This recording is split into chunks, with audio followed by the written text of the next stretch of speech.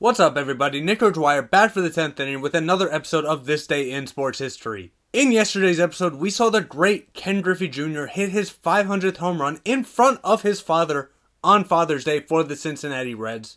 We don't have anybody hitting their 500th today, but there are many important events to get into, including the first African American to ever play a game in Major League Baseball. If y'all enjoy this video, leave a like on it. If you're new to the channel, like what you see, hit that subscribe button. Let's get into it. This Day in Sports History.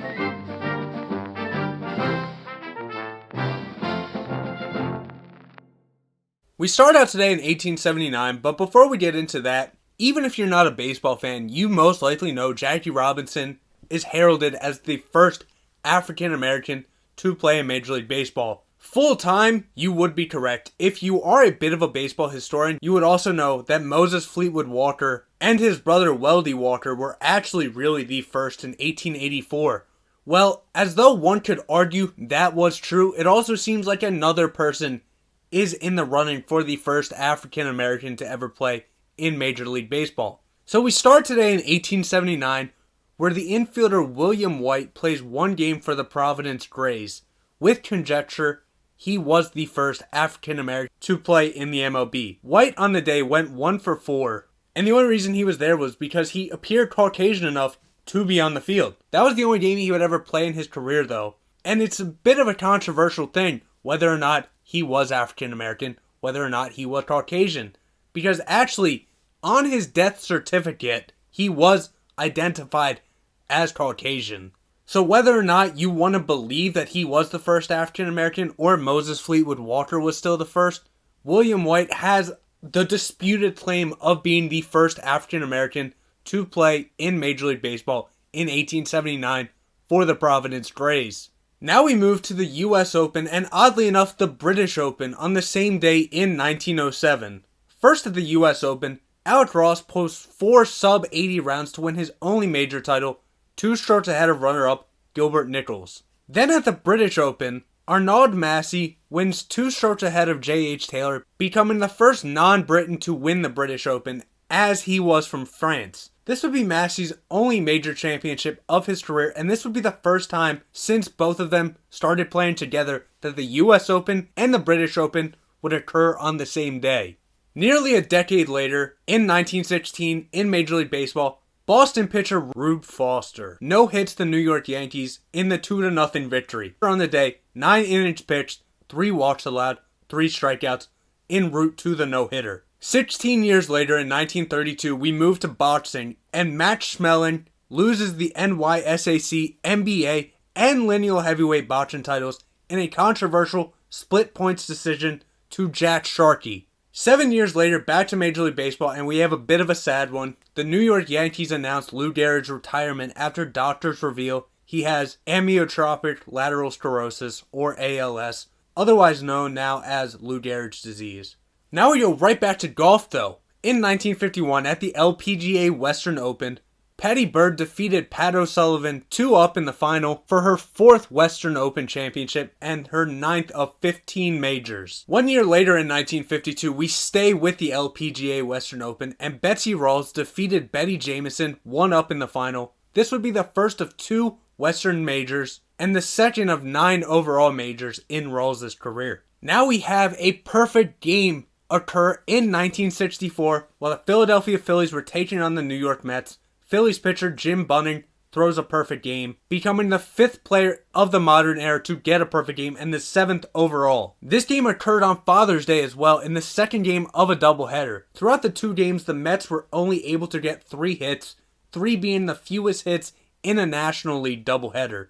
On the day, Bunning was perfect. 9 innings pitched, 10 strikeouts en route to the victory for the Phillies. Also in 1964 at the UEFA European Championship Final, Spain defeated the Soviet Union 2-1. Jesus Pereira started off the scoring for Spain in the 8th minute, but then Galamzayan Khrushchinov bounced right back in the 8th minute, tying the game 1-1. This would go on for basically the rest of the game, up until the last 6 minutes of the game, when Marcelino scored in the 84th minute for Spain, giving them the 2-1 lead. This would be a lead Spain would not give up the rest of the game, winning 2-1 for their first European Championship final. 1 year later, 1965, we're right back to the US Open. Gary Player, with a score of 2 over, defeated runner-up Kel Nagel by 3 strokes in an 18-hole playoff to win his only US Open title. For Player, this would complete his career Grand Slam at age 29, and this would be the 4th of 9 overall majors for Player. 4 years later, we have a world record in the pole vault. John Pinnell got the world record with 5.44 meters, and he would go on to hold this record for just about a year before it was broken. Now we move up to 1970, and we have both the US Open and the FIFA World Cup final to talk about. First, we start with the FIFA World Cup, which saw Brazil going up against Italy in the final, and Brazil would end up defeating Italy 4-1, with Pelé becoming the first player to win 3 World Cups. And in the game, Pelé started off the scoring in the 18th minute for Brazil. Italy scored in the 37th minute off a Roberto Bonacenha's goal. At halftime, it was 1-1. Now going into the second half, in the 66th minute, Hierson scored for Brazil, giving them the 2-1 lead. 5 minutes later, Jair scored in the 71st minute, giving them the 3-1 lead. Finally, Carlos Alberto scored in the 86th minute for Brazil, giving them the 4-1 lead. This would be enough, get them their 3rd World Cup final of 5 overall World Cups. Then we have the US Open, and Tony Jacklin, with a score of 7 under, shoots subpar in all 4 rounds on his way to a 7-stroke win ahead of runner-up Dave Hill. This would be the 2nd and final major of Jacklin's career. Now we stick with the US Open in 1971, and Lee Trevino, who scored an even par throughout the 4 rounds, wins his 2nd US Open after a 18-hole playoff with Jack Nicklaus by 3 strokes. This would be the 2nd of 6 majors for Trevino. Now we move up 4 years to 1975 at the Cricket World Cup, which saw the West Indies defeat Australia by 17 runs. This would be the West Indies' first title in the tournament, and obviously because this was the inaugural tournament. Now we go back to the US Open in 1981, and David Graham, with a score of 7 under, wins his 2nd major title and becomes the first Australian to win the US Open, 3 strokes ahead of runners-up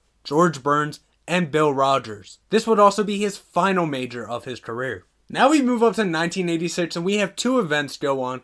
First, we saw the 1985 Heisman Trophy winner Bo Jackson sign a 3-year contract to play baseball for the Kansas City Royals. We also saw a long jump record for the women's side when Heike Drexler of East Germany jumped 7.45 meters, which would be tied a couple of times, but it would not end up being broken until 2 years later. Now we move up to 1987 at the US Open, which saw Scott Simpson, with a score of 3 under, defeat runner-up and 1982 champion Tom Watson by 1 stroke to win his only major title. 1 year later at the 1988 NBA Finals, the Los Angeles Lakers were going up against the Detroit Pistons, and the Lakers would end up winning 4-3. In the series, James Worthy averaged 22 points, Magic 21.1, and Byron Scott 18.9, while Kareem added 13.1 at age 40. For the Pistons, Adrian Dantley with 21.3, Isaiah Thomas 19.7, Joe Dumars 13.4. But in the Game 7 victory for the Lakers, 108-105,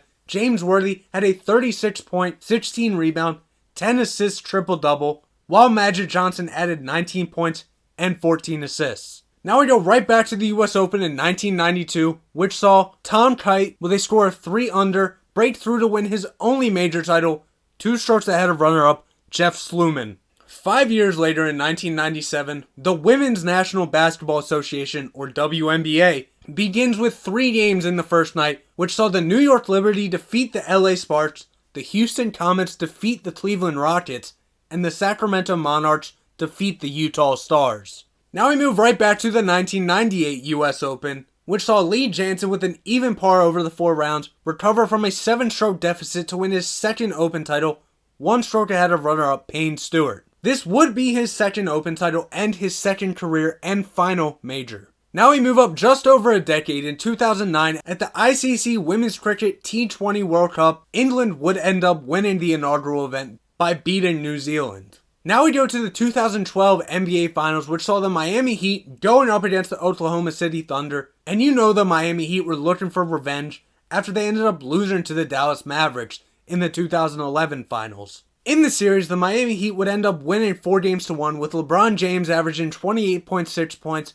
Dwayne Wade 22.6 points, and Chris Bosh 14.6 points for the Heat. For the Thunder, Kevin Durant 30.6 points, Russell Westbrook, 27 points, but that was really it for the Thunder. James Harden was still just a young buck for the Thunder, so he didn't really do much. In the Game 5 victory for the Heat, 121-106, LeBron James had 26 points, Dwayne Wade 20, Chris Bosh 24 points, and off the bench, Mike Miller scored 24 points for the Heat in their victory, getting their second NBA Finals championship. Finally, in 2015 at the US Open, Jordan Spieth with a score of 5 under becomes the youngest US Open winner since 1923 at only 21 years old, one shot ahead of runners-up Dustin Johnson and Louis Oosthuizen.